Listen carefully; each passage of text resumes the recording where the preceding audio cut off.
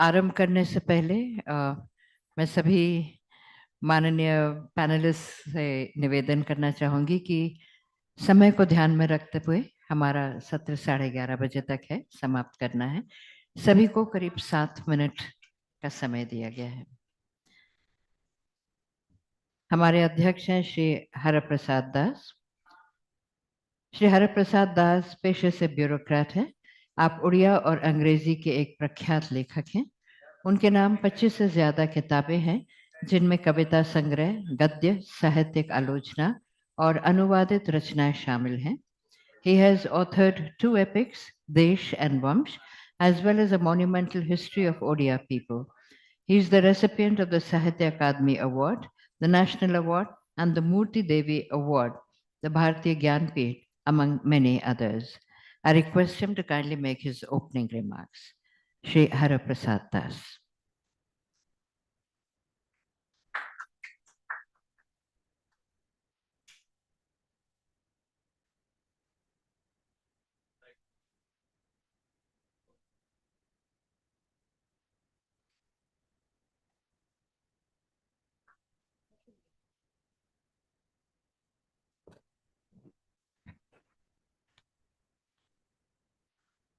Distinguished hosts on the dais, and ladies and gentlemen, it's an incredible opportunity for me to chair this session. It's not only to listen to poetry, but to communicate to you a larger context which is hovering over all of us. Should poetry be written? Should poetry be written the way we are writing it? Is there any way in which we could perhaps change our idiom and become more current, contemporary without being European or American? And above all, are we careful of the context in which we are writing the poetry? Increasingly, I find more and more poetry is imitating a self-imitative cycle, which is a vicious kind of cycle which needs to be broken. For instance, if you read a dozen poems in English, you feel that English poetry written in India perhaps could have been different. If you read a dozen poems of Hindi in contemporary Hindi literature, you would suddenly find there is a repetitive refrain of something which you have already heard. Similarly, for Odia or for any other language for that matter. Is it so that we have not been break through a stranglehold which has been keeping us limited to a particular idiom we call modern? In other words, have we discovered what exactly is Indian modernity? Have we known how exactly the craft is to be employed in our sort of compositions of poetry, verse, or new writing, or whatever you call it? All of you might be knowing in 2022 or 23, I had an encounter with 2 volumes of best American poetry with 100 poems each in each of the volumes. I think it might have attracted your attention that that has been edited by a Red Indian. A Red Indian editor of American poetry, contemporary American poetry, 100 poems. And you'd be astonished to know that 68 out of that are products of creative writing course. In the process, I got the answer to the question I was trying to find an answer to. The question was, why is it that the poems are reading similar? They're reading similar because they have been taught by failed poets how to write poetry. So most of the faculty members of the creative writing courses, I did a small study through my American friends. They have failed as writers and they are now professors of creative writing course teaching how to write poetry. In the process, you have an idiomatic similarity, which is uncalled for. If you have seen the latest issues of poetry, the journal that comes out from America, there is an expression that poems are solicited from poets who employ a different, distinct kind of language. In other words, they're worried about the peculiarity of language more than anything else. So you will find all kinds of funny experiments being done with English in the English literature scene. You must have also noticed the highest award of Apollinaire Art of France in 2023 went not to a mainland French poet, but to a young Haitian, an islander, because he is communicating a life experience which is new. There is something to learn from there. Are we communicating life experiences of ourselves in India through our poetry? What is reality for us and what is textually correct for us? So there is something called idiomatically correct and there is something called poetry. You may sound like poetry, but you may not be poetry. May not be writing poetry. Similarly, Divya Victor's poetry, I think many of you might have read. I was astonished. Divya Victor's poetry is all about her existence as an expatriate, as a person who is unable to assimilate herself to the American culture. That's her problem. Similarly, in Africa, in Latin America, in Far East, and some in the South Asia itself.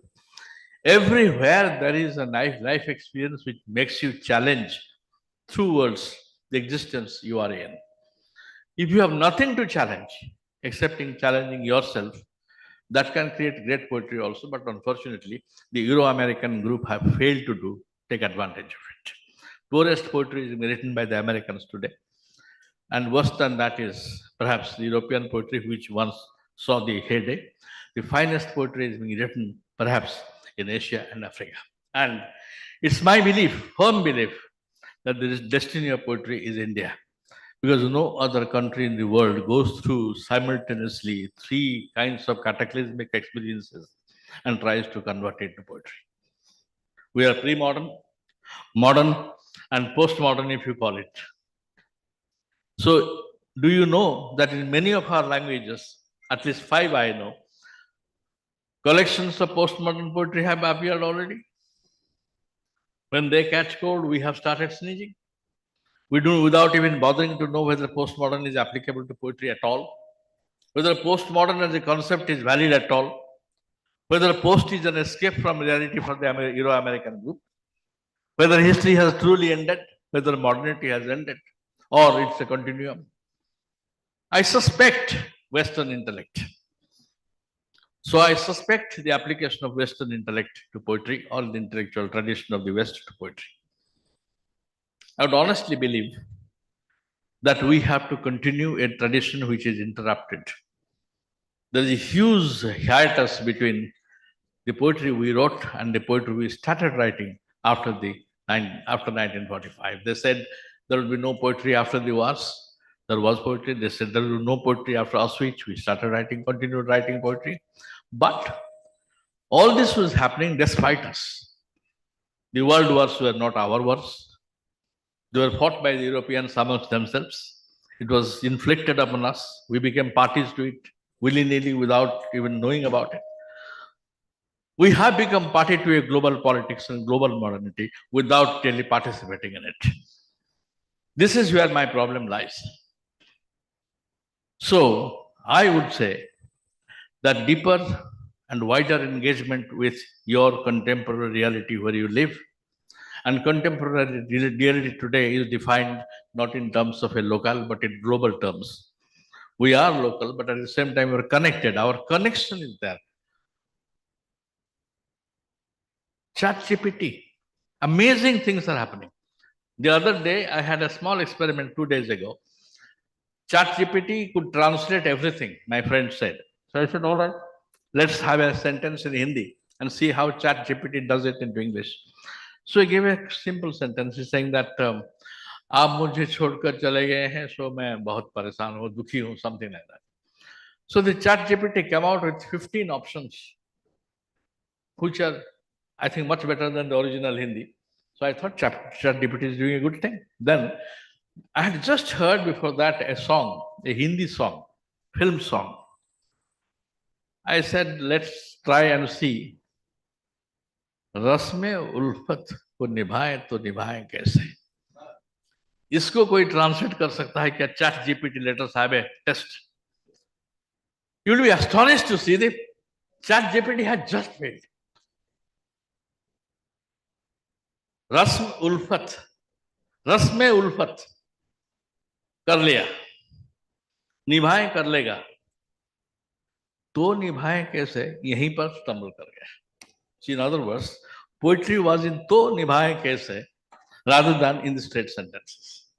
So the nuances in poetry, this gaps between words and words, how exactly the words sit and what's the gap between them, what is the void, what is the silences between the words, those are the things which will remain in the creative sphere until human beings continue to write poetry. And those silences are to be discovered, and we are waiting here to hear those silences, not the words from the poets. So I request the poets to read the poems slowly, emphatically, with a view to communicating to us what exactly they feel, how exactly they employ a language, and make one or two statements about the craft, their art, and their vision of poetry. Thank you very much, ladies and gentlemen. I would take much time. I'll ask you to. Yes. Thank you, sir. I invite our first poet, Sadhana Brahma. Sadhana Brahma is a science teacher and writer in Bodo. She writes poetry and short stories. She has 2 collections of poetry. She has been awarded with Daniram Basumatari Khontaigiri Bandhar 2024 by Kokrajhar District Bodo Sahitya Sabha. Sadhana Brahma.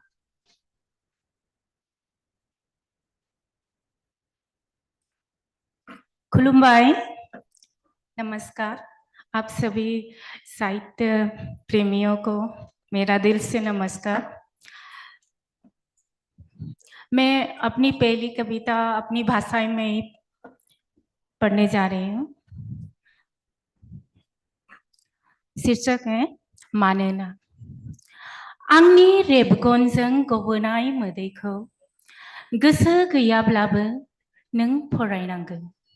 मानोना गबोनाय मोदैयासो आंनि रेबगननि, नाथाय लिरजानाय खाखोर बिलाइया नोंनि गोरबोनि. आंनि हांजों गबोनाय दाहाखौ रुजुनो हायाब्लाबो नों मोनदांनांगोन.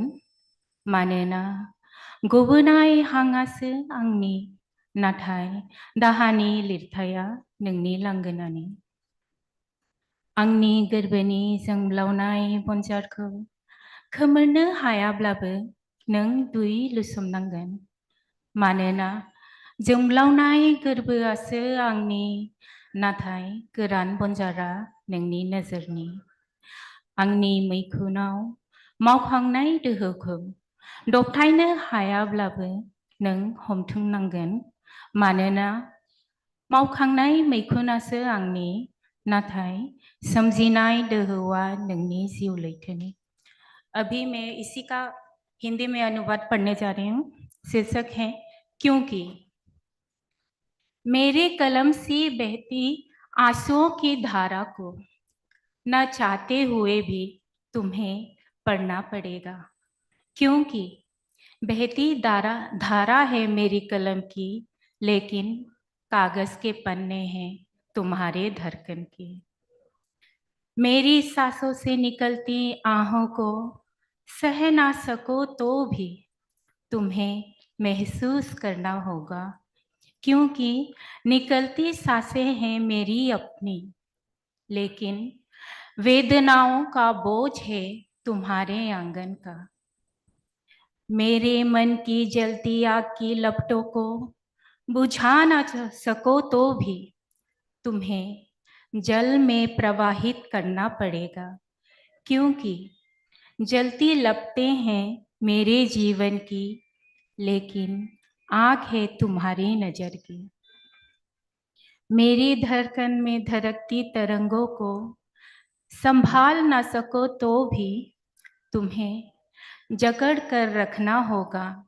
क्योंकि धड़कती धड़कन है मेरे दिल की, लेकिन इसमें उठती तरंगे हैं तुम्हारे जीवन सागर की. दूसरी कविता है मत दो मेरी बलि. मत दो मेरी बलि, लेकर नाम तलाक का। मत दो मेरी बलि लेकर नाम तलाक का। मुझे भी प्यार से हक दो खुशी खुशी जीवन जीने का। अभी मैंने जिंदगी जी ही कितनी है, अभी मैंने दुनियादारी समझी ही कितनी है। माँ के आंचल की छाँव में मुझे रहना है, बाबा की उंगली पकड़कर मुझे चलना है। मत दो मेरी बलि लेकर नाम तलाक का। कोमल मेरे हृदय को कठोर ना बनने दो, रेत की भूल भुलैया में ऐसे मुझे ना झोंक दो।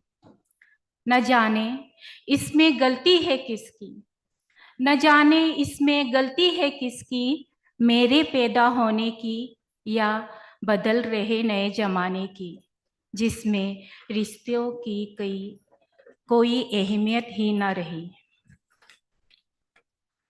मत दो मेरी बलि लेकर नाम तलाक का। लोग कैसे जी पाते हैं भुलाकर, अपने अंश से ही जुदा होकर। पालना ही नहीं था तो क्यों देते हैं जन्म, शायद ऐसी होगा इसका एक कारण। पशु पक्षी तो समझ लेते हैं प्रेम की परिभाषा, लेकिन समझकर भी समझ ना पा रहे हैं इंसान। सबसे ज्ञानी जीव होकर भी पृथ्वी की करते चले जाते हैं न समझे वाली काम। काश मैं होती किसी पक्षी की संतान, दो निवाला प्यार से शायद मुझे भी माँ की खिलाती। काश कि मैं किसी जंतु की औलाद होती, तो प्रेम की परिभाषा समझने की क्षमता शायद मुझ में भी होती। मत दो मेरी बलि लेकर नाम तलाक का।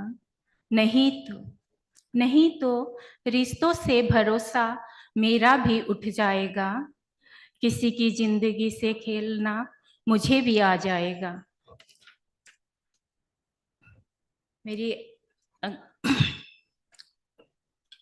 हाँ, ओके।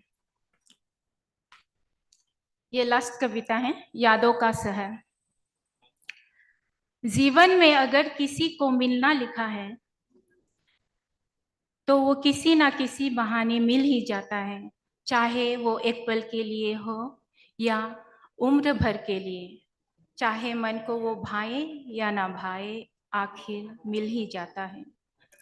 कोई करीब रहकर यादों का समंदर छोड़ जाता है, किसी जिसकी उठती लहरें मन को आसान करती हैं। कोई दूर रहकर यादों का बाग छोड़ जाता है, जिसकी महकती खुशबू जीवन में खुशहाली भर देती है। आसान तो नहीं यादों को हर पल समेट कर संग रखना, क्योंकि ढलती उम्र के साथ साथ यादों के पन्ने बिखर जाते हैं। जैसे आंखों में धुंधलापन धीरे धीरे जाने से लगता है, वैसे ही दिमाग से यादों की छवि आहिस्ता आहिस्ता ओझल होती जाती है। पर मन तो मन है, इसे कौन समझाए। वो तो चाहता है पास रखना हर यादों को संजोकर। इसीलिए तो सजाता है एक शहर, यादों का शहर, जहाँ हर उस शख्स का बसेरा है जो मन को प्यारा है। जहाँ रहती है मीठे मीठे पलों का बेझिझक आना जाना। जहाँ जब चाहे सजता है खुले दिल से यादों का मेला। जहाँ टिमटिमा उठते हैं दिन में भी अनगिनत सितारे, और अनुभूति कराते हैं मन को उन खास दिनों की, जिसे मन भुलाकर भी भुलाना नहीं चाहता। धन्यवाद।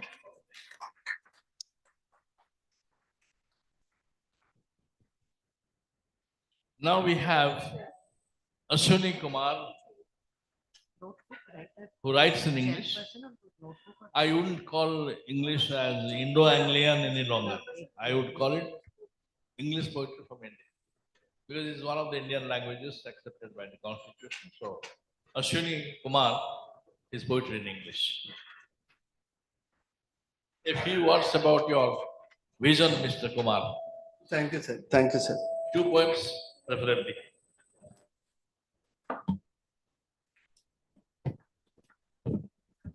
धीरे धीरे उम्र के साथ थोड़ी ऐनक की ज्यादा जरूरत पड़ती है सर, तो थोड़ी ऐनक को संभालता हूँ. Then I will come back and just give me a bit of late. You know what I'm trying to do. I'm also trying to. If you look at my new series, I'm trying to experiment with what they used to call Anglophone poetry. I live in Bombay these days, and for last several years, almost like more than 2 decades.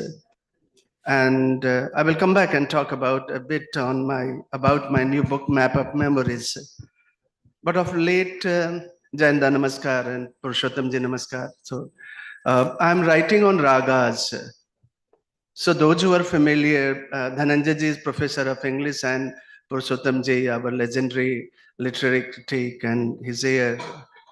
So ragas, so Scroll has done my new series where I'm experimenting with the body, cadence, and the language of English as such. So the first poem that I'm reading is a short poem, and you can read the Scroll where you will find my ragas best. And I'm sharing a guilt of late. This poem is special for me because I'm remembering Aga Shahid Ali, 2002 in America, in New York. Even in Konark Festival, I mentioned that this is also my guilt that I could not meet him when he was struggling with the cancer, and one of the finest poets of contemporary generation. So this is for Aga Shahid Ali. Raining Rag Shuddha Kalyan is the title of the poem. The sky is lit up. The sky is lit up by blue lightning flowers of insurrections. Dark brown golden clouds suddenly burst over the parched sea, burning with the salt of my youth. Breathless, I dig remains of burnt syllables of her language and slowly retreat into hidden jukebox. Why is the land of priests and prophets? Why is the land of priests and prophets busy settling Stone Age disputes in poetry? There is nothing left of ancient prejudice. The earth is covered with vermilion. Huddle around the lanterns of sorrows. Huddle around the lanterns of sorrows. The aging spring and autumn shyly mate in my wounded eyelids. A restless, rebellious melody softly disappears into pair and choral bodies of memories. What makes her wait? What makes her wait? I'm filled with desires, but I have no experience in love.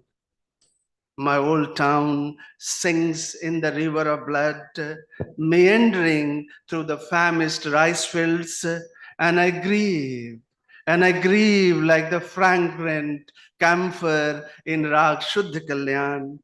What could I give her after this if I were you? Thank you very much. Before you read this next poem, just 1 minute intervention. Now you heard him reading a poem on Shuddha Kalyan. Now, the question which I have for Ashwini, which has to be kept in mind is, ragas themselves, the explanations of ragas in our classical music has been equally poetic. I think the only thing that a poet can perhaps do is to connect it to his existence as it is now. Ashwini's connection with Shuddha Kalyan, the way he did it, does make us think that many of the things that we have left behind can perhaps be recreated through the medium of poetry. Thank you. Thank you, Ashwini. Thank you. Proceed with your next poem. Yeah. Purushottam ji ke liye. This is a new book, and this is a series I'm editing in collaboration with, it's a rare collaboration that we have managed to do with Sudhir Patwardhan, the iconic painter, So 5 paintings, 5 books are out. On the Women's Day, I was remembering, Priya Sarukai, Sukrita Paul, Veena Sarkar, me, and others. So this is a series, a collaboration. Bombay is a city where English as a poetry take deep roots. And it's the longest poem, so I will read only 2 sequences just for a feel and flavor of also my new language. The last 3 decades I have been writing. So you can see how I'm migrating across languages and landscapes. So this is Map of Memories. Also anticipating my last body of work soon this year. The title of the poem is An Imaginary Map of My City. The poem is actually a series of symbolic, semiotic, and semi-autobiographical narratives about idea of memory. It goes like this.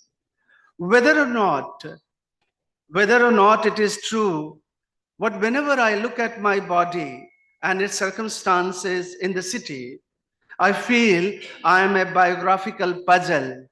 I have to repeat this more than once. There is a strange flavor of rain in my city. It tastes like garlic omelette. Don't be surprised. I came to the city, I came to the city on a camel, chewing tobacco and cocoon of silk. My parents gave me no name, only a hyphen, always spelled wrong, and I have been jailed 5 or 6 times for pronouncing my name wrong. Now you know why, like a sea urchin, I feed on my own garbled verses and engendered wonder. It's late in the night.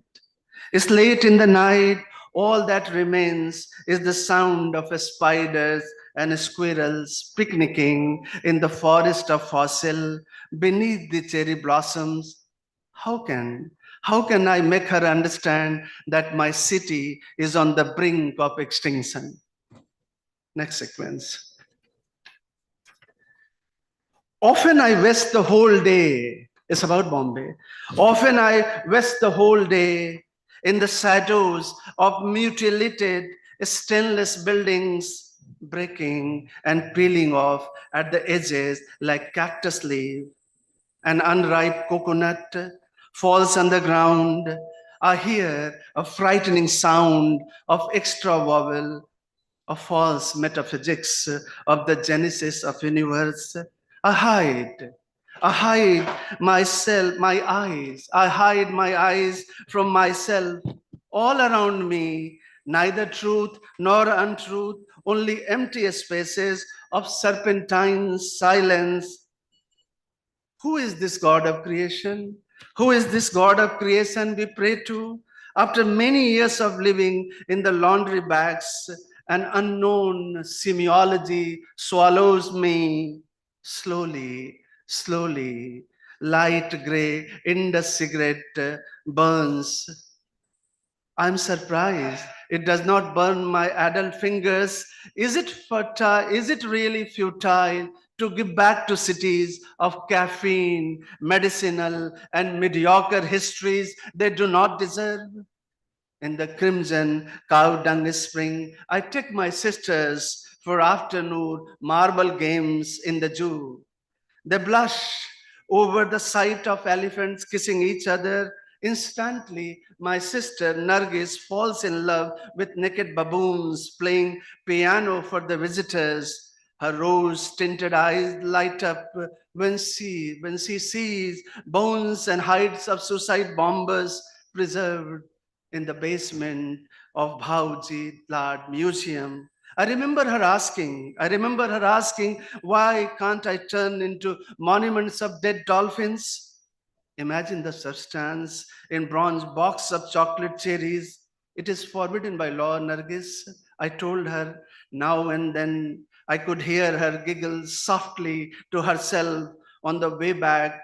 My brothers go to the hanging gardens at Malabar Hill, watch matches of Afghan wrestlers pounding their opponents like poppy seeds. It's Valentine's Day in my city. All the beaches are filled with sugar-coated, salty bodies of lovers thrusting each other at the edge of hedge funds like a tired turtle. I bend on my knees to make love like everyone else. Heavy metallic baggage of my past breaks my spine. A new awareness of her undisclosed flesh gathers in my thighs.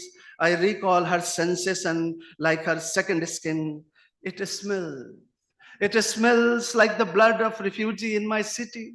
In desperation, I stuff my mouth with burnt, syllables of alien languages and walk with a mob of castrated lions on the Worli promenade. Everything is falling apart like the asylum camps. Does it sound magical or superficial?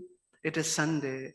Last sequence. My mother is sleeping in her coffin while it snows. I call my carpenter's wife, come and meet. Come and meet in the Cafe Ajmi Park. I will wash your hair with Ruabcha Sarbat in the old laboratory. You and I know there is no theory of goodness in my city. Is it possible to build a city without evildoers? The tasteless watermelon dusk light slowly deposit in my lungs like a stained rainbow. Can't you see? I am permanently trapped in her insurgent body. Thank you very much. Before I call the next, that would be Devendra Kumar, Hindi. Before that, we have heard one poem from a Bodo poet, the other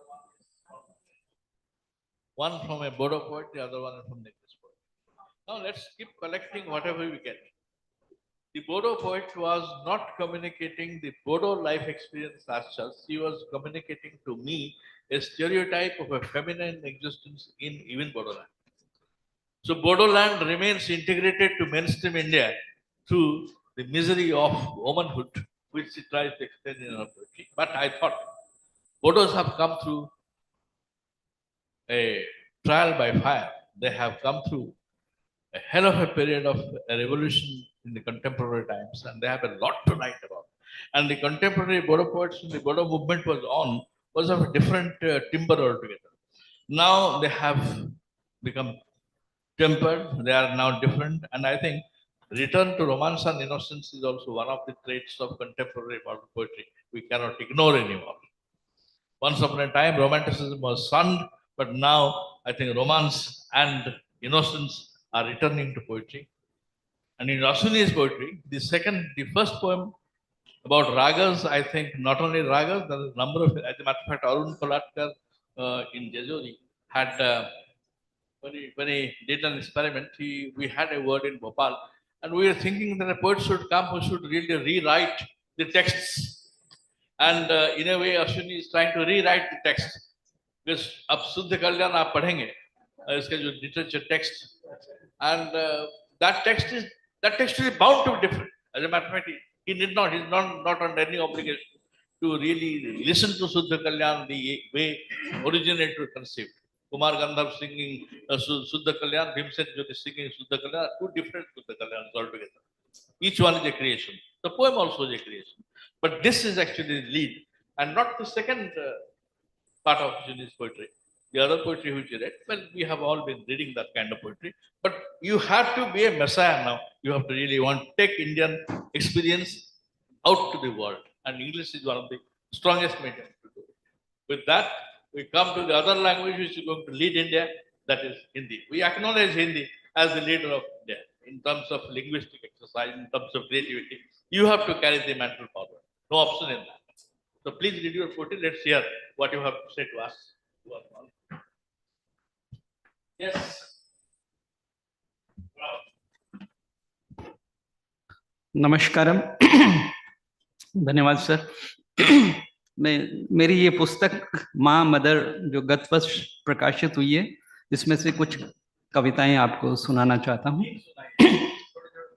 हाँ, बिल्कुल छोटी छोटी हैं sir. सबसे पहले जो कि अपनी संस्कृति से भी जुड़ी हुई है और माँ से भी जुड़ी हुई है, वो कुछ पंक्तियां, कुछ शब्द हैं, पंक्तियां नहीं कहूंगा, कि वो दुआओं का टीका, दो घूंट मीठा दही, हर इम्तिहान में आज तक काम आ रहा वही। वो दुआओं का टीका, दो घूंट मीठा दही, हर इम्तिहान में आज तक काम आ रहा वही। और अब दूसरी कुछ शब्द है माँ के बारे में कि एक बार ही मुस्कुराई थी वो तेरे रोने पर, एक बार ही मुस्कुराई थी वो तेरे रोने पर, वरना तेरे हर दर्द पर उसकी आंख में आंसू थे। एक बार ही मुस्कुराई थी वो तेरे रोने पर, वरना तेरे हर दर्द पर उसकी आंख में आंसू थे। एक माँ ही है जो इम्तिहान नहीं लेती, वरना खुदा भी कोई कसर नहीं छोड़ता। कुछ पंक्तियां कुछ साहित्य से भी जुड़ी हुई हैं, शायद आपको कोरिलेट कर पाएंगे कि ये मेला दुनिया का सभी के लिए एक सा नहीं होता। ये मेला दुनिया का सभी के लिए एक सा नहीं होता। हर दादी की किस्मत में पोता हामिद सा नहीं होता। ये मेला दुनिया का सभी के लिए एक सा नहीं होता।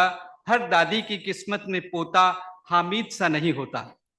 जब भी गुस्सा हुई बापू का डर दिखाया माने, मौका डांट का आने पर अपने आंचल में छुपाया माने। कि जब भी गुस्सा हुई बापू का डर दिखाया माने, मौका डांट का आने पर अपने आंचल में छुपाया माने। कुछ और शब्द मैं माँ के बारे में बताना चाहूंगा कि अपने घर परिवार के बारे में। ना याद आती हैं वो उंगलियां, ना याद आती है वो गोद, अबोध एक बार फिर हो गया है अबोध। ना याद आती है वो उंगलियां, ना याद आती है वो गोद, अबोध एक बार फिर हो गया है अबोध। बच्चों की खातिर बुढ़ापा एक बार फिर चला गया, बच्चा इतना काबिल हुआ बहुत दूर चला गया।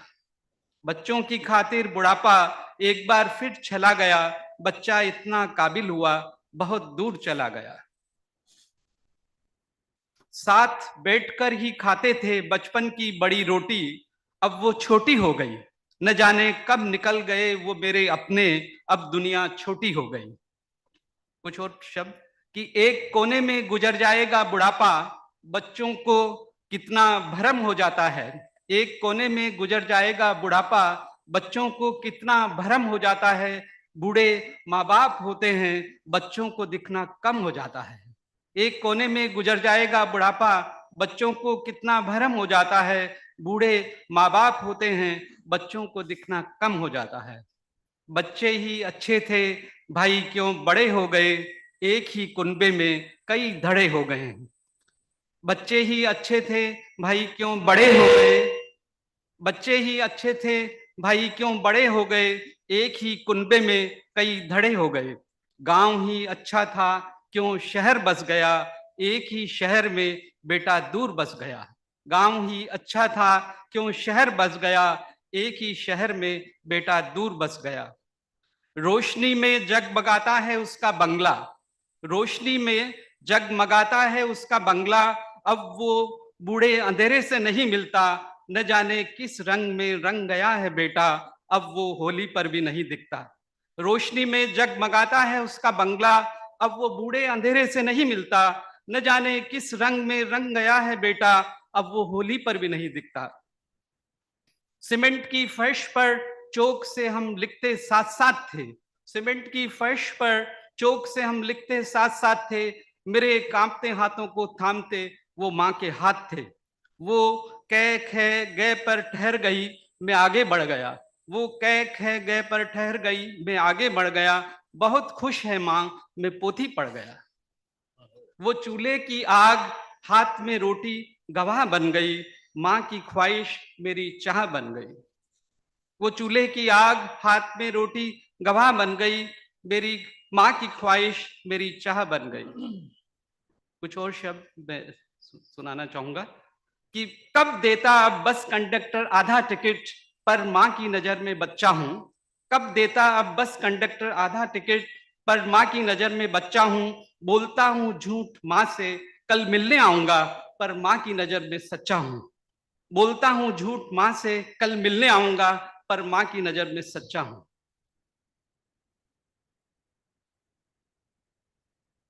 कुछ और शब्द हो गया? कुछ और थोड़ा कुछ सा और है? एक बढ़िया। हाँ बस कुछ ही एक शब्द से हैं ज्यादा सर। नहीं, और एक से ज्यादा। जी जी। पीते ना थकता बच्चा ममता का मीठा घोल बना लेती है, पीते न थकता बच्चा ममता का मीठा घोल बना लेती है। नन्हे के क्रंदन से माँ लोरी मीठे बोल बना लेती है। अचरज था बच्चे को कैसे माँ रोटी गोल बना लेती है। सच में माँ बचपन से हीरा अनमोल बना लेती है। तो ये कुछ शब्द से सर, तो मैं आई थिंक इन्हीं शब्दों के साथ समापन करना चाहूंगा। और ये आखिरी शब्द कि पूछते हैं लोग जिंदगी में क्या किया मैंने, पूछते हैं लोग जिंदगी में क्या किया मैंने, बहुत खुश हूं मैं जिंदगी से, माँ को हर पल जिया है मैंने। धन्यवाद। Thank you very much. एक प्रश्न है हमारा हिंदी पोइट्स को और पोइट्री को, क्या हो गया है हिंदी पोइट्री को? ये return to mother and infancy and grandmother family and all that, perfect, okay, because this is one of the dominant traits of return to the past. It's a way of touching the civilization also, culture also. It's perfectly all right. But in terms of language, you must understand that you are the leader language of India. You are to carry all of us to the 21st, 22nd, 23rd, 24th, 25th century. How do you do it? Now the generation of poets, the generation of poets who wrote poetry once upon a time, Nirala Sendekar, Samsar Bahadur Singh, Kedarnath Singh, what were they experimenting with was basically the capability of the Hindi language to communicate a global experience. Now, I would be very disappointed if I find in Hindi poetry a trend to return to innocence in simplistic terms, in logical constructions, ignoring the possibility of developing into a passive language. Okay, the reason for that, let me tell you that is, Hindi doesn't base itself on Sanskrit. Hindi doesn't grow out of Sanskrit. It's a language. It's a language which has grown from experience. And it is a language which can even carry our experience into its fold, just as we are taking a bit of Hindi into our fold.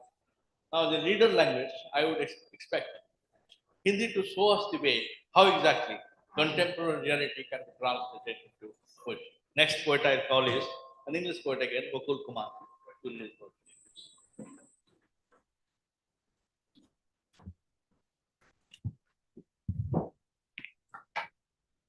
Thank you, sir.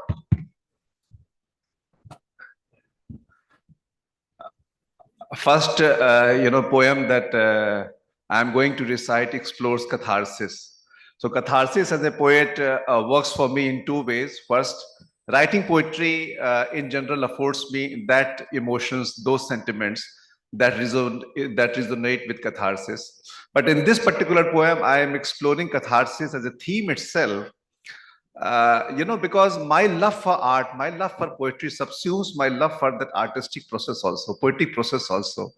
It so wonderfully delineates the melancholic joy, the trail of the melancholic joy that it leaves in me. And this poem is titled Rhythm of the Ruins. It is the title poem of my poetry collection, Rhythm of the Ruins. So here goes the poem, Rhythm of the Ruins. And many a time, all of us, I think, all the creative artists suffer from some kind of that block, something, that some emotion is gnawing at your heart, it is gripping you, but sometimes you feel that it is not coming out, it is not able to find its journey. So that is the emotion I have captured, craving for catharsis, like the rhythm of the ruins. A nebulous mass is gnawing at my heart. A nebulous mass is gnawing at my heart with an unrelenting unfillingness. The cloud refuses to rain. The cloud refuses to rain. The catharsis remains elusive. Emotions seek thoughts, and thoughts words hopelessly. It is a lull after the storm. It is a lull after the storm, a cacophonous silence deafening, a void filling in me, harrowing. It will endure. It will endure no matter. Time is the healer. Life loves defying the proverb as it is life. I am fashioning myself to move about well in the chaos as anarchy assumes a new order, the rhythm of the ruins. the rhythm of the ruins, but still I wish the birth of Gaia and Eros to bless me with a new order.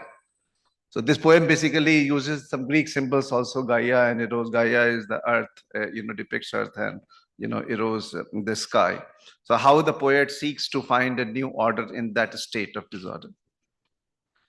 My second poem, quite some poetry of mine when this invitation came to me. So I decided to recite the poems which I have never recited, which I had never recited before from any literary at any literary forum. So quite some of my poetry imports the imageries and symbols from the Greek and Roman mythology, especially the names of God and goddesses, to depict particular human emotions or represent particular human characteristics. So this is the poem titled Mirror Pairs Psyche with Narcissus. Psyche is the goddess of soul, and here Narcissus symbolizes senses, body. So it is the dialogue between the senses and the soul, and ultimately ends in the reconciliation between the two.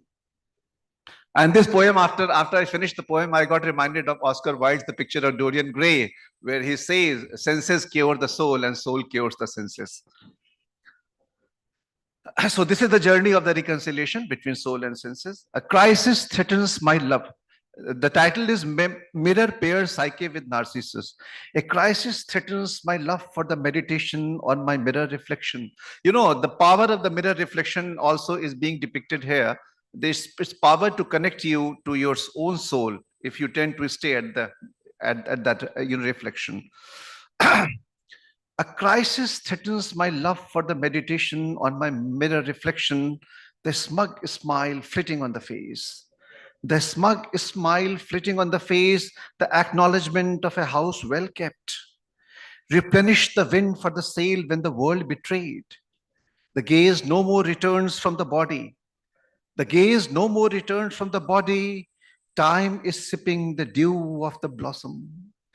Time is sipping the dew of the blossom, and the light tends to travel deeper, suddenly really deep now.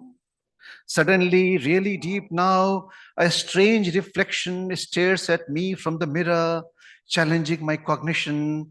A curious consternation unsettles me. A curious consternation unsettles me, the rise of the surreal. A soothing courage lights up my eyes to brave this stare. A soothing courage lights up my eyes to brave this stare. The bliss from the loving embrace of the charming Psyche. Her beatific smile, the loveliest butterfly that imagination could conjure. Her beatific smile, the loveliest butterfly that imagination could conjure. The cognition returns. The cognition returns. It's Psyche pairing with Narcissus. Narcissus embalms the bruises he inflicted on Psyche, and she repentantly kisses the scars of the deprivation she caused to him. They embark upon a new journey, the journey of love.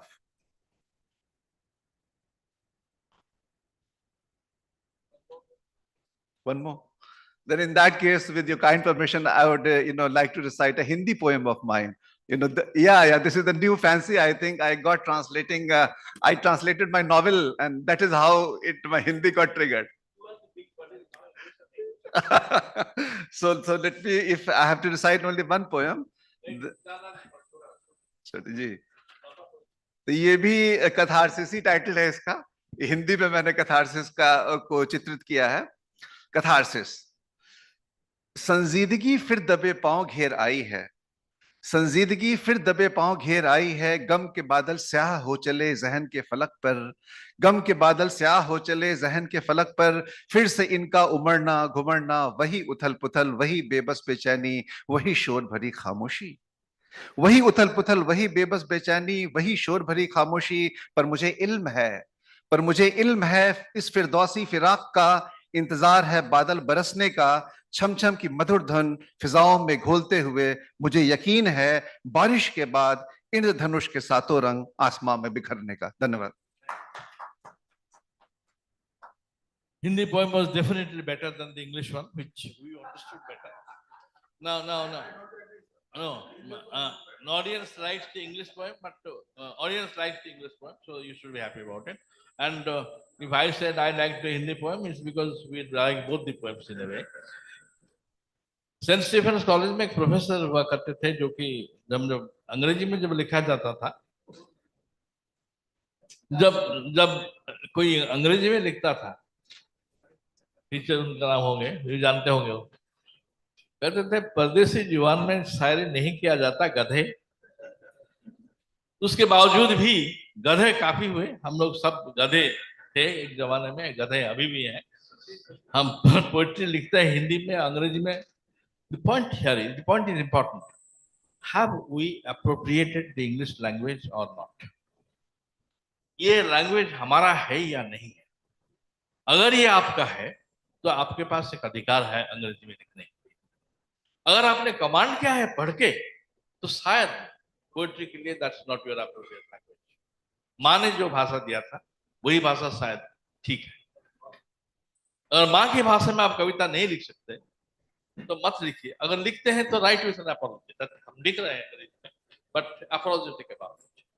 Okay, so we saw an example of a modern Indian young man. His velocity of expression in both the languages are perfect. He can communicate in both the languages, but which one he cries with, which one he laments with, which one he sleeps with and wakes up with, is the language which is appropriate. And there are a sizable number of young men in India today who sleep and dream with English. Let them write English. Here, let me communicate one fear to you.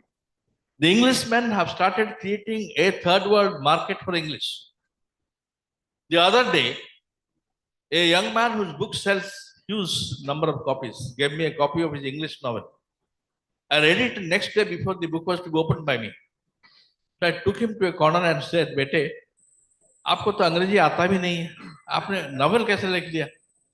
उसने कहा, मुझे आप बताइए, मुझे आप कितने साल से लिख रहे हैं? मैंने कहा, भाई 40 हो गए, 40 साल से। कितने कॉपी सेल करते हैं आपकी किताब? मैंने कहा, बेटा देखो, हम जो कविता लिखते हैं, हमारा कविता कोई नहीं पढ़ता। अगर 10 साल में 1000 कॉपी बिक गया तो हम सोचते हैं कि हम बहुत बड़े कवि हैं। वही तो बात है ना uncle. If I sell 500,000 copies in 6 months, do I care about my good English? Amazing. This is an insight into a market phenomenon happening right before us, because the Englishmen are not going to publish Ashwini Kumar in the mainstream publishing. They will publish him, definitely, but they will not take him in the mainstream. The finest Indian English poet is not going to be included in their anthology. They will continue to be Euro-American or whatever it is. But he would be having his own market. He would be creating a market amongst us. So English is going to thrive parallel to the Englishman's English as a market phenomenon, and we are going to cater to that future along with Hindi. Now yes. Why do we need translation? Because we have to read the translation. No, वो बात करेंगे उसके बारे में, अभी कवियों को पढ़ने से पहले। तो अभी मैं call up now Dhananjay Singh.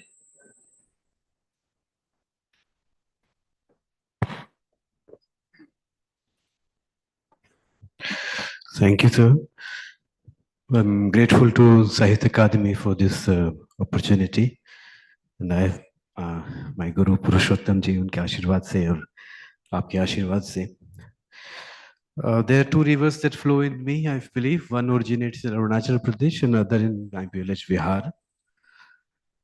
तो पहले मैं अरुणाचल प्रदेश पे मेरी स्मृतियों पे एक कविता पढ़ना चाहूँगा.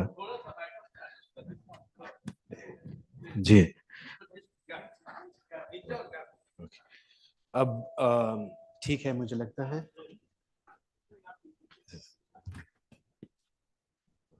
ये जेएनयू वाले हैं ना, बिना माइक की आदत है जेएनयू, आवाज बड़ी बुलंद होती है जेएनयू वालों की.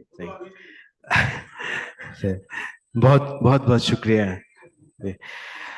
पहले मैं अरुणाचल प्रदेश पे एक कविता पढ़ना चाहूंगा। एक बॉम्डिला शहर है अरुणाचल में, जहाँ मेरी स्कूली शिक्षा हुई। अरुणाचल को याद करते हुए, मेरे वहाँ के जो स्कूल के मेरे मित्र हैं उन सबको याद करते हुए, कभी जाना तुम बॉम्डिला, अरुणाचल प्रदेश का अलंकार, माँ भारत को, माँ प्रकृति का दिया अद्भुत अविस्मरणीय श्रृंगार है बॉम्डिला।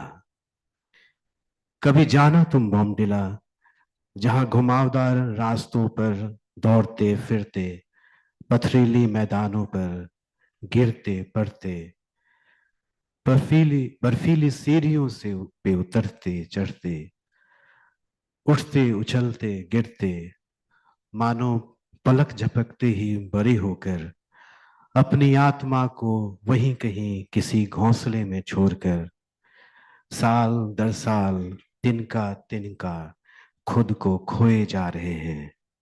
इस शहर में हर रोज एक नया किरदार निभाए जा रहे हैं। अपनी पहचान बनाने की जिद में खुद को अपने आप से दूर किए जा रहे हैं। कभी जाना तुम बॉम्डिला, जाना तुम बॉम्डिला, जानने मेरे खोए हुए व्यक्तित्व को, लेकर आना तुम इस आडंबर में भूले मेरे अस्तित्व को। जब होगी तुम बॉम्डिला से 50 कोस दूर, देखना कैसे दो पहाड़ों के बीच एक नदी बह रही होगी तुम्हारे संग। वहीं कहीं रुककर सुनना कैसे लहरें ऊंचे पत्थरों पे अनोखे ढंग से कर रही होंगी हर तृष्णा पे प्रहार, बोधिसत्व की तरह कर रही होंगी शांति का प्रचार। तभी कुछ दूर, दूर सड़क किनारे नदी की नींव से सीधे खड़े, देखना सांवले विशाल चट्टान को, जिसकी प्रांगण में शायद अब भी मेरी यादें जीवित होंगे उस फटी साड़ी में लिपटी, पत्थर तोड़ती अपने हाथों को फोड़ती मजदूर माताओं के वात्सल्य की, जो अपने नन्हे नंगे शिशुओं को दूध पिलाकर आसपास पत्थर तोड़ रही होती थी अपने बच्चों को वहीं कहीं सुलाकर। फिर भयावह ऊंचाइयों से नीचे देखना, फिर भयावह ऊंचाइयों से सीधे नीचे देखना, नीचे नदी किनारे रेत पर खेलते बच्चे दिखेंगे और ऊपर चीर के तनों से बंधे लंबी कतार में लहराते बौद्ध मंत्रों से मानव सभ्यता को शांति का पाठ पढ़ाते रंग बिरंगे प्रार्थना ध्वज दिखेंगे। तब देखना बलूत और देवदार से भरी छोटी पहाड़ियों और उन पे छितराकर बसे आका, मीजी और मोनपा जनजातियों के छोटे छोटे गांवों को, जो सदियों से बचाए हुए हैं एक यथार्थ को, प्रकृति से मिलकर जीने के रहस्य को। इन गांवों को दूर से ही करके सलाम, देखना कैसे अपने नीचे नदी नालों और खेतों को छोड़कर एकाग्र योगासन में नीले आसमान को छूता हुआ दूर क्षितिज पे सेला की बर्फीली चोटियों को देख तवांग के प्राचीन गोम्पा का स्मरण करता हुआ और वहां से थोड़ी दूर चीन से लगी सीमा पे डटे भारतीय सैनिकों को प्रणाम करता हुआ बादलों की छतरी से सजता हुआ हमारा बॉम्डिला तुम्हारी गहरी बड़ी सी आंखों में कैसे एक काल्पनिक तस्वीर की तरह पल पल उतर रहा होगा। जाना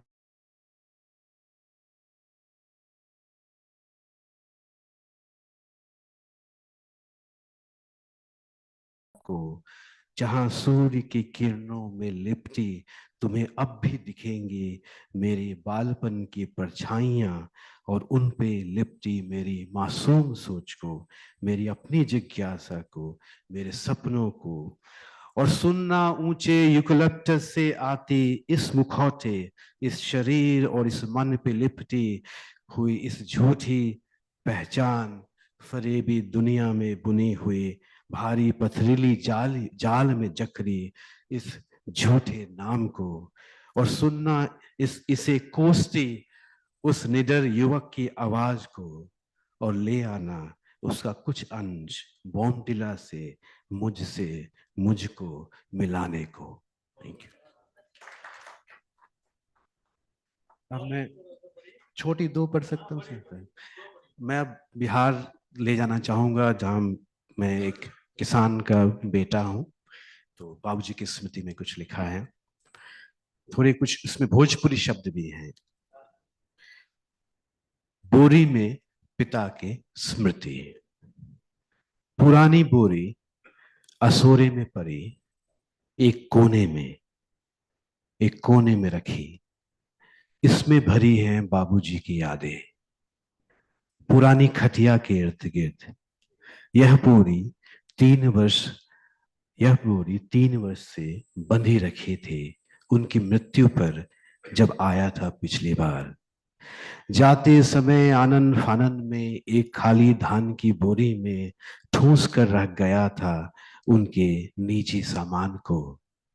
मैं professor Kant, Hegel, Shakespeare, Kalidas पढ़ाता, क्या करता उनके सामान का।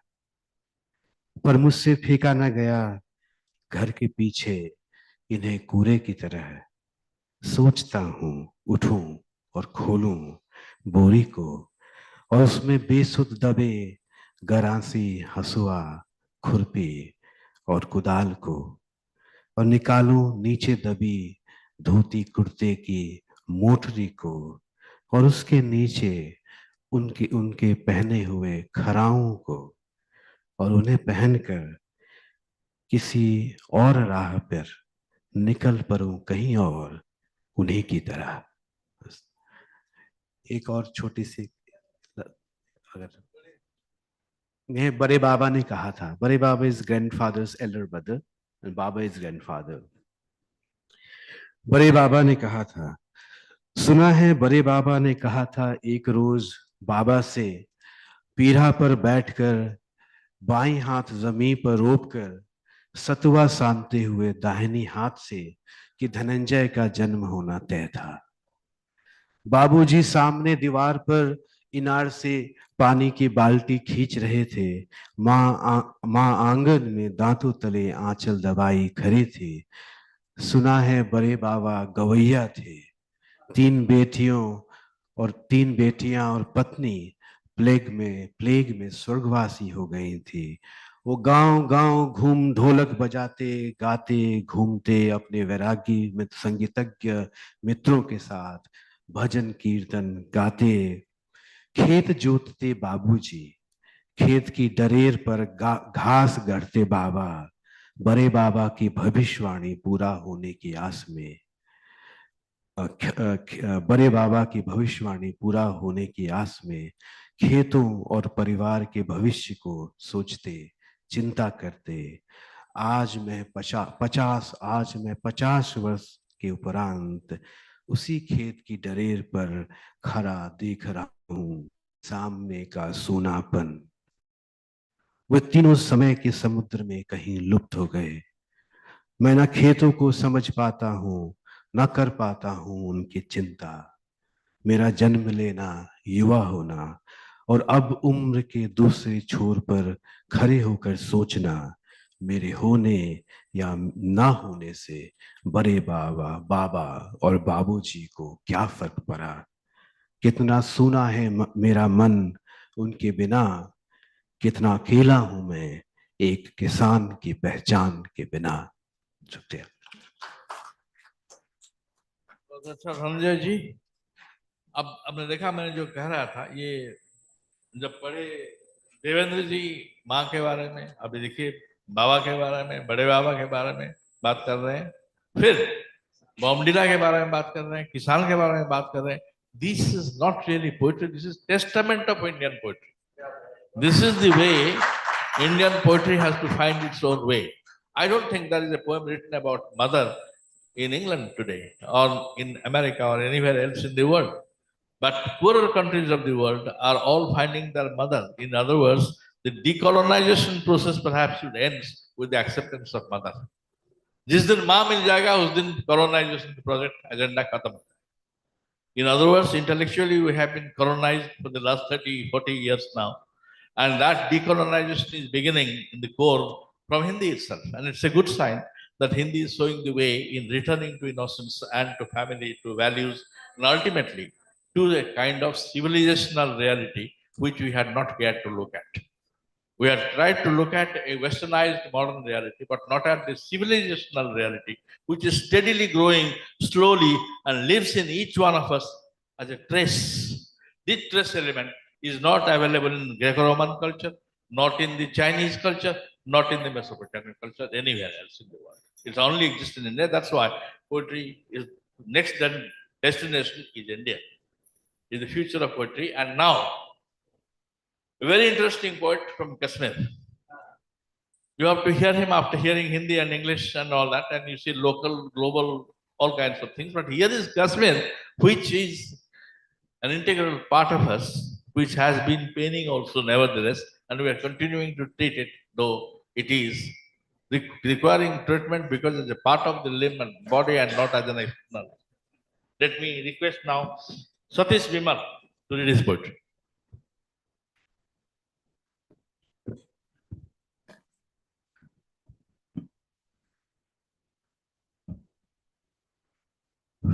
मैं कश्मीरी का रसास्वादन के लिए कुछ पंक्तियां कश्मीरी में पढ़ूंगा, एक माहौल के बनाने के लिए, उसके बाद उनका हिंदी अनुवाद. बोसुसुई सुकाकुद यत्लुखुत कृहिन चिट दग वचस किरमिज गुलालस चलीचुत कात तुमशरवत बुरुदुस बस यह बावत गहे जानस करा वनवुन गहे रूहस परामरसी. I will read the translation of 3 small poems for you. Hindi.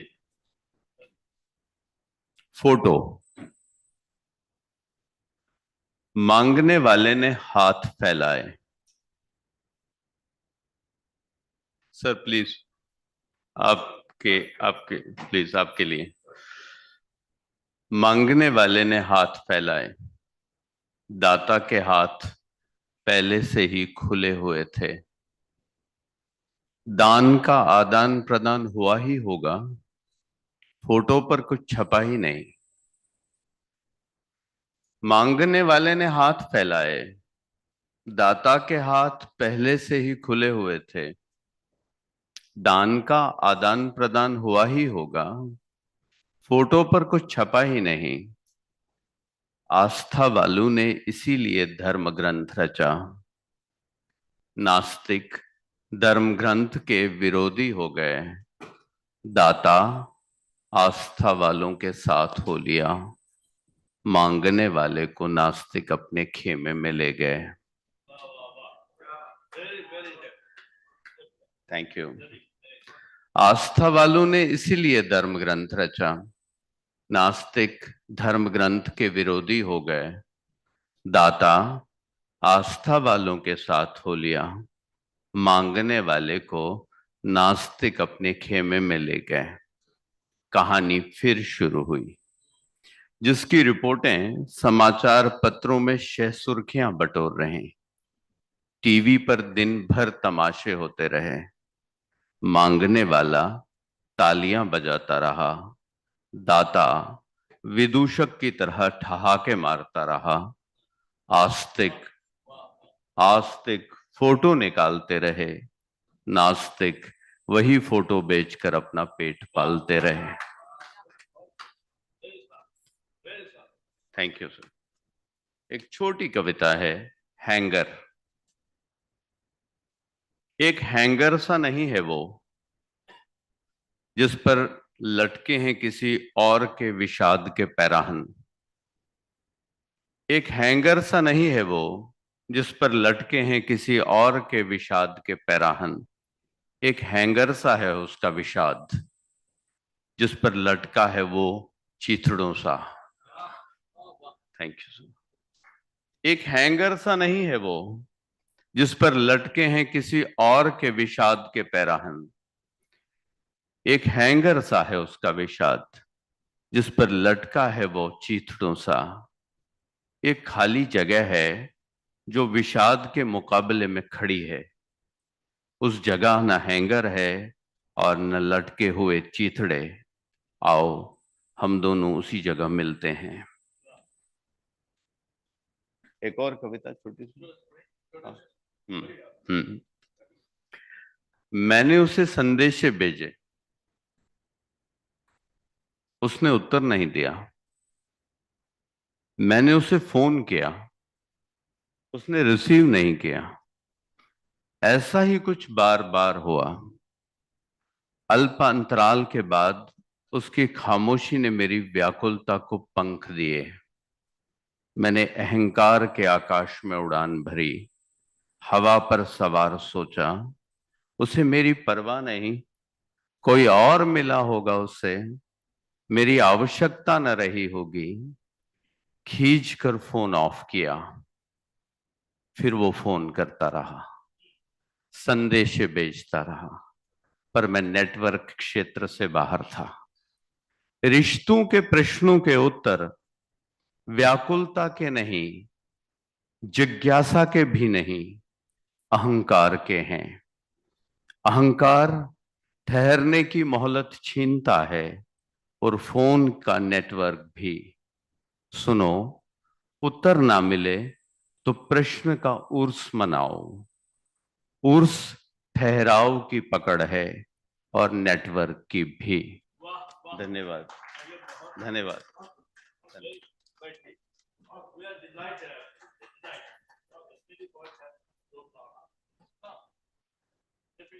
I was in Kashmir for about 2 years.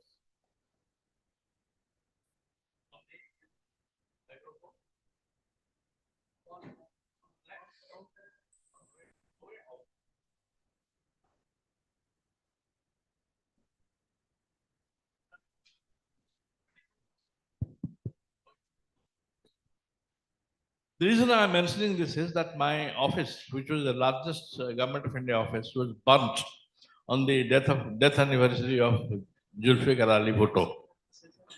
The office was burnt. I was in the building, which was huge building, burning a wooden building.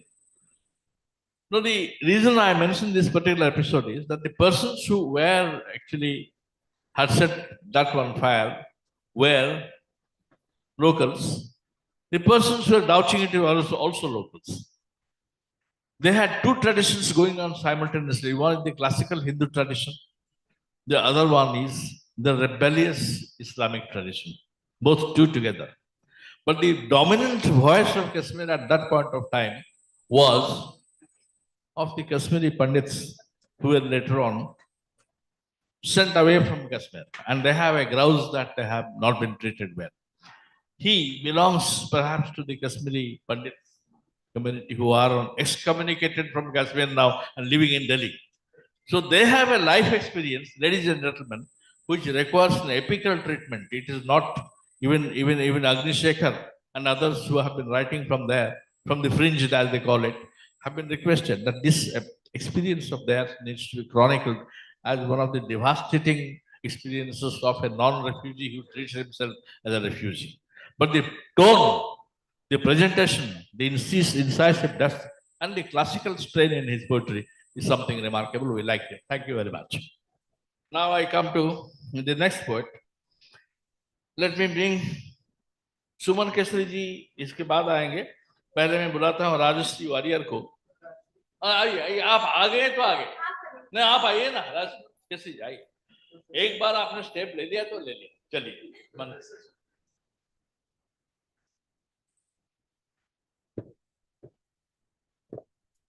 बहुत शुक्रिया अध्यक्ष महोदय.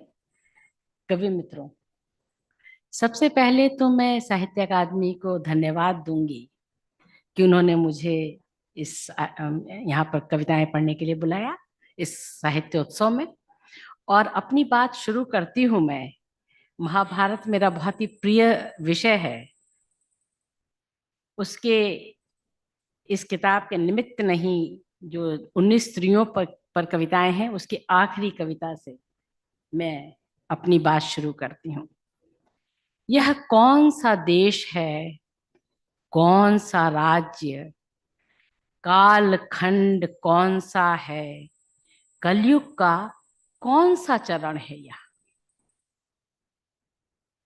किस काल में द्यूत नहीं खेला गया, किस काल में लाक्षागृह नहीं बने, किस काल में मानव नहीं बटा अपनों और अन्यों में, किस काल खंड में नहीं लड़ा वह श्वानों की तरह मांस खंड के लिए, किस काल में सत्य नहीं बिंधा, किस काल में सत्य नहीं बिंधा चिड़िया की आंख सा। यह कौन सा देश है, कौन सा राज्य, कालखंड कौन सा है? यहां से आगाज करते हुए मैं अभी बहुत हाल ही की एक कविता आप लोगों को सुनाती हूँ, जिसका शीर्षक है रियाज। मैं परंपरा और आधुनिकता दोनों को साथ लेकर के चलने वाली कवि हूं। तो इस कविता का शीर्षक है रियाज। बच्चा होठ पर होठ दबा प बोल रहा है, प प प। होठ पर जमी लार टपक रही है ठोड़ी पर, वह उस सबसे निर्लिप्त प कह रहा है अविकल। माँ को देख बच्चा खिलखिलाता कहता जाता है प प। काले डोरे में गुथी काले पोतों वाली चूड़ी पहने हथेलियों से थाप दे देकर कहता जाता है प प। वह थाप देता है अपनी एड़ी से प प। माँ कहती है रियाज कर रहा है बच्चा। माँ कहती है रियाज कर रहा है बच्चा ध्वनि का, कल को वह अनेक ध्वनियां मिलाकर शब्द बोलेगा, बोलेगा वाक्य। माँ न जाने कितने शब्द गढ़े ले रही है मन ही मन। उन सब से बेखबर बच्चा रियाज कर रहा है अपनी पूरी देह से। मेरी कविता प्रक्रिया कुछ ऐसी ही है, प वाली। और अब मैं अपनी एक प्रिय कविता सुनाऊंगी। एक सुनाऊं जी, एक ही सुनाऊंगी। और ये कविता है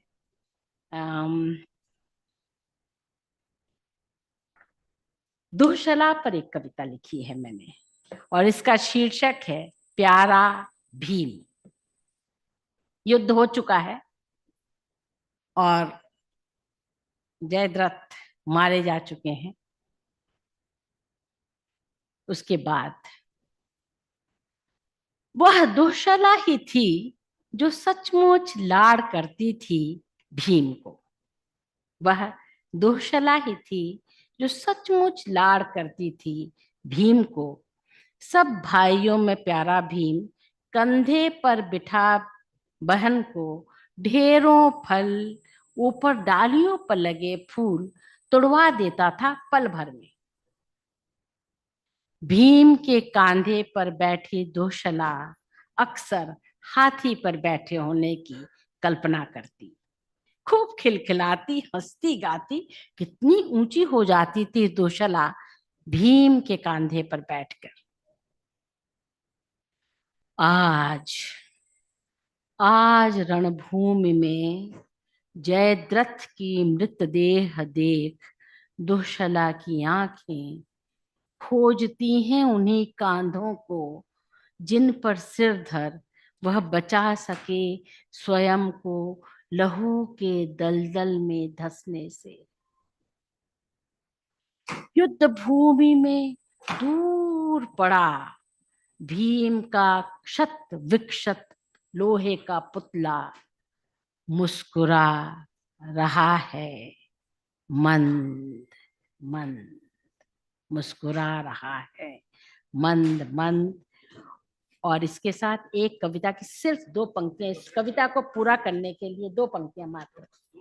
हाँ, एक कविता पूरी है लेकिन उसी की 2 पंक्तियां।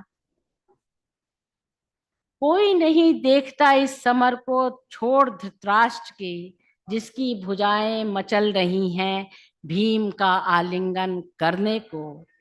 हाड़ मांस का इंसान कोई बचा ही कहाँ, सब के सब लोहे के पुतलों में बदल गए हैं। चलिए हम न बदले लोहे के पुतलों में, इंसान बने रहें इसी के साथ।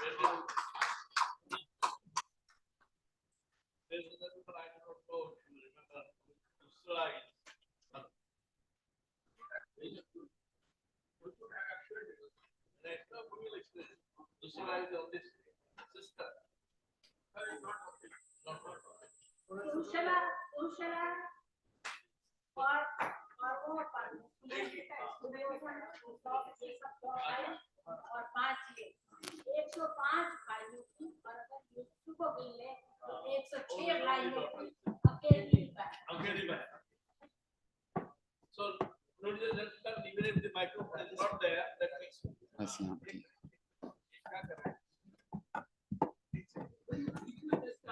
why are you military into this?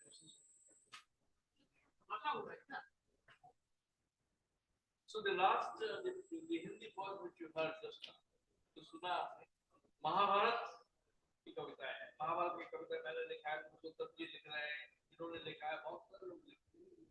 तो महाभारत की कविता जब भी मैं सुनता हूँ तो मुझे लगता है कि जैसे कि हम सोच में रिटर्न कर रहे हैं हमारे civilizational thought, and that is awaiting a revival over a period of last 50 years. Number of stories of Mahabharata have been written, but poetic interpretation of Mahabharata is something else.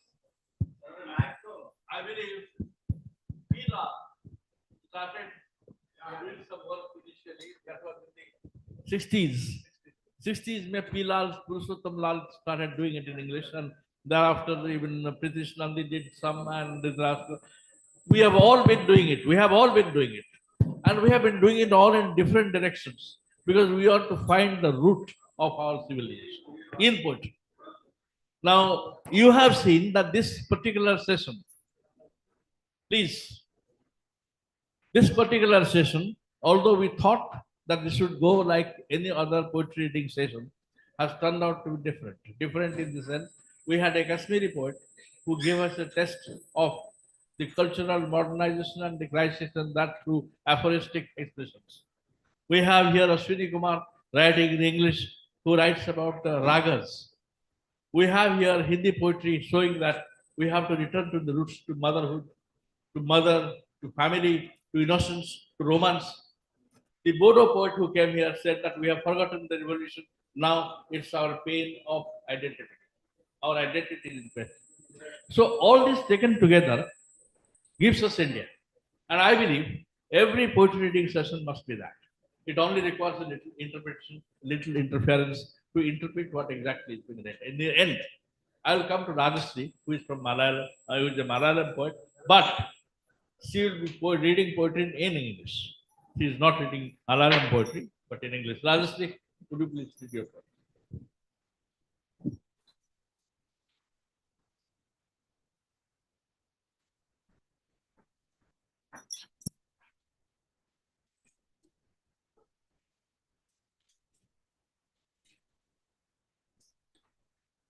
I'm basically a Bharatanatyam dancer, but somehow, at some point in my journey as an artist, I also realized that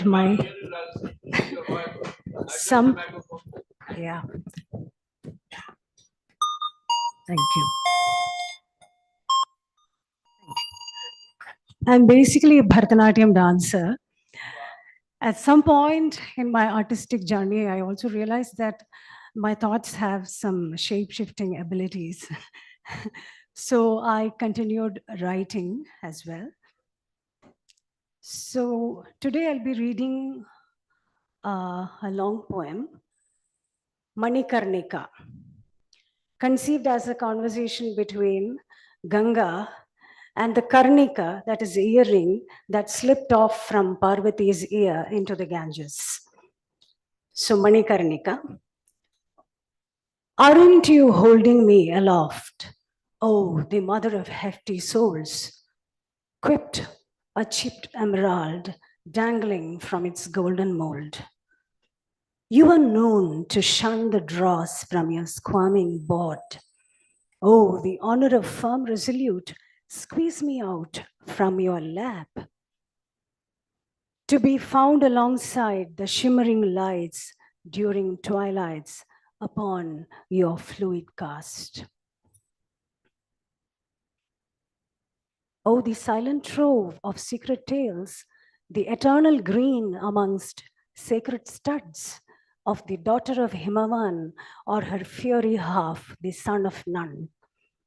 I am born of fluids, of born and unborn, of mothers and daughters, fathers and sons, of tears unshed, of woes withheld, of pain unspoken, of anger unspelt, of men and women.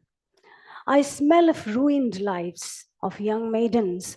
The smoky frills at my bounds mimic a wail or many, unheard for its dormant present, spilled over my grey arms long past, as is seen from the ghats, but rests at the bottom of my sacred chest, where buried secrets come alive and resounded as a slurpy bubble around my surprise caves.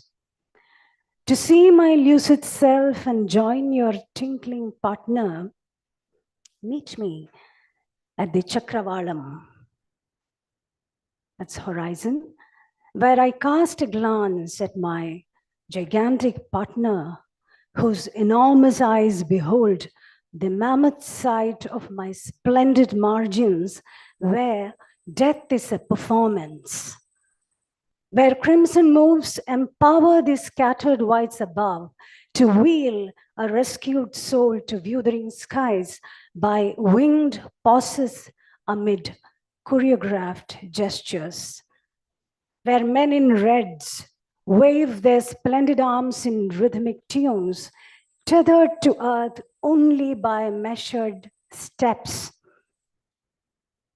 thus ushering a tired soul to cast off itself from an echo board of a stilled past, bidding the death adieu, dancing on its teary egress, with nameless spectators adding to the scattered boom, when death is danced to whooshing times.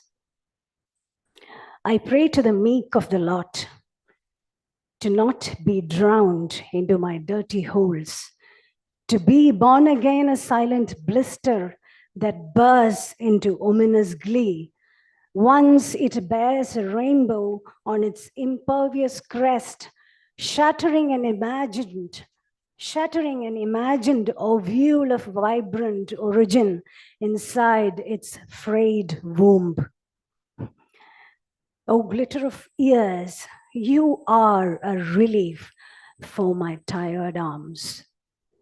Oh, sparkle of the ear, you lie light on my lap, not hoping an embrace, not grappling with unsolaced worries, breathless of hushed words.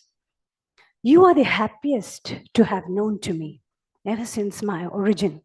You are not a strain of a haunting melancholy, weightless and clueless you are like a height of joy. Hey, the jewel of the immortal, friend of the dancing bell, hold on to my bosom, suckle on my grief, allow me to flow until I see my wing commander who awaits at the helm to spew a word of judgment of my blazing shores. Oh, the ocean of tears, aren't you seeing this? An open palm gone asunder from its melting wrist, a finger of its trapped in my flowery bend. Why are you allowing this? Hey, the glitter of ears, Await a time when seared nipples send my gushing tendons with burnt milk unsucked by tiny lips. Await a moment when tiny bits of whites are spurred to sky like rockets from its lighted tit. Palms and lines of fate would soon after melt into my dense haste. Strange, these flowing lights gather, not knowing when met last upon me.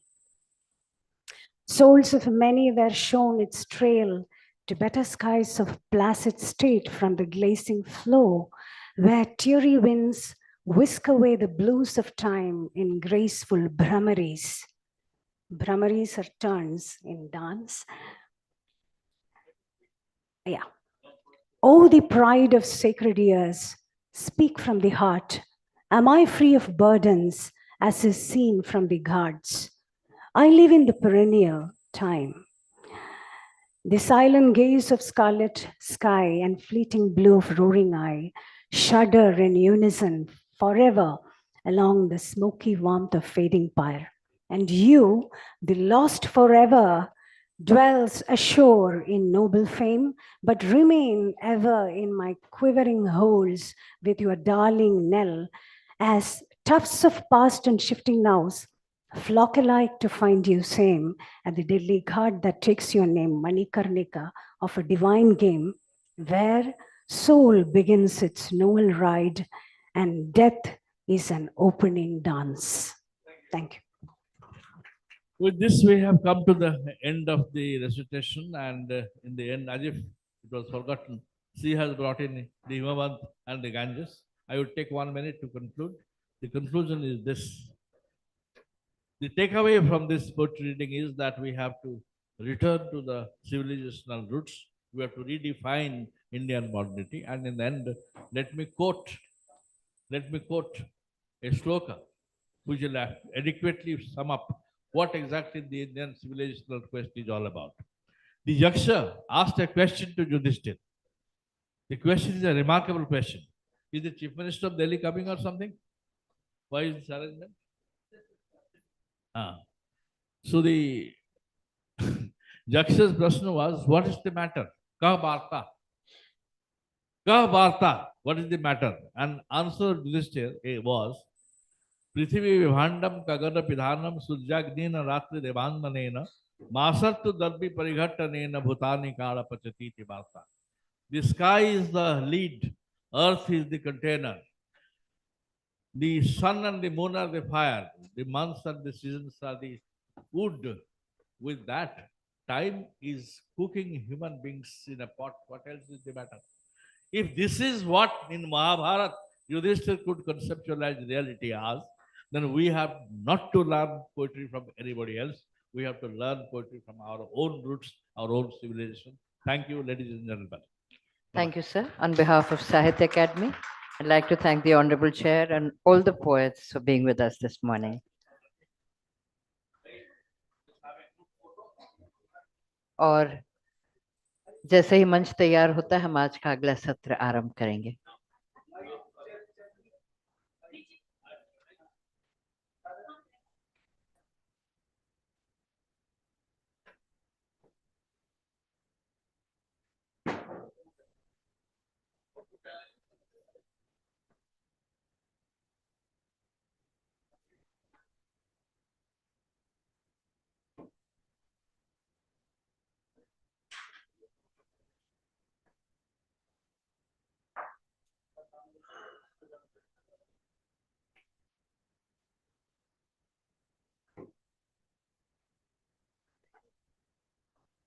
एक second में हाथ पकड़ के